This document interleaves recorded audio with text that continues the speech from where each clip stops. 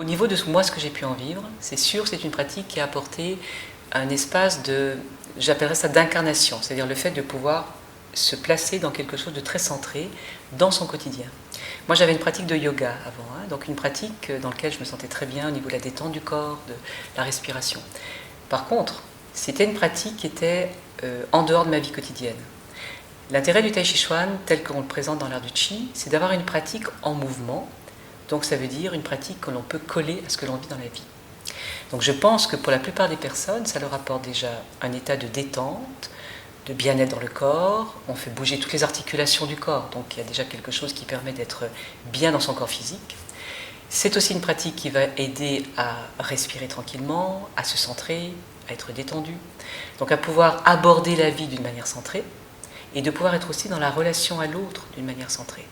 Si je rencontre une situation de stress, que ce soit avec, je sais pas, mes enfants, mon employeur, de la même façon, je vais chercher à écouter ce qui se passe en moi et je vais chercher à me centrer et à répondre à la situation, non pas à partir de mon émotion, mais plutôt à partir de mon centre.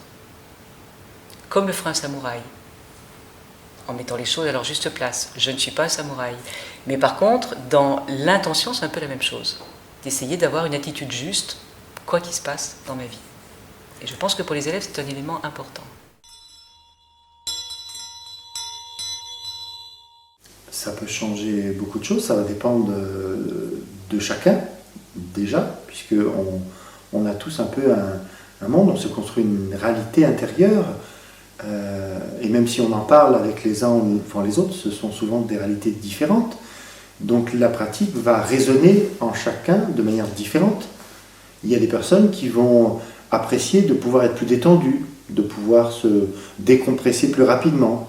Il y en a d'autres qui vont apprécier avoir la possibilité de pratiquer une discipline où on n'est pas en concurrence, où on n'est pas en compétition, mais où les personnes sont associées dans la manière dont elles font leur mouvement. Et parfois ça c'est rare, et parfois c'est très apprécié.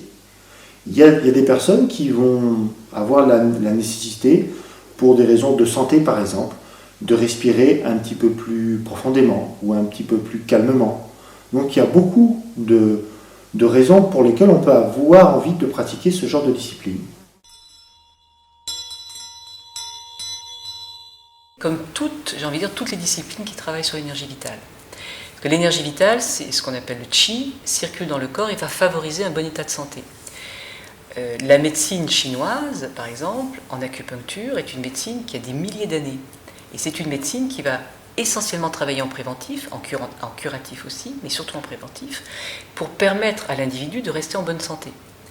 Du reste, dans les temps anciens, un médecin chinois n'était payé que si ses patients étaient en bonne santé. Si un patient tombait malade, il n'était plus payé pour ses soins, parce qu'on considérait que c'était une erreur.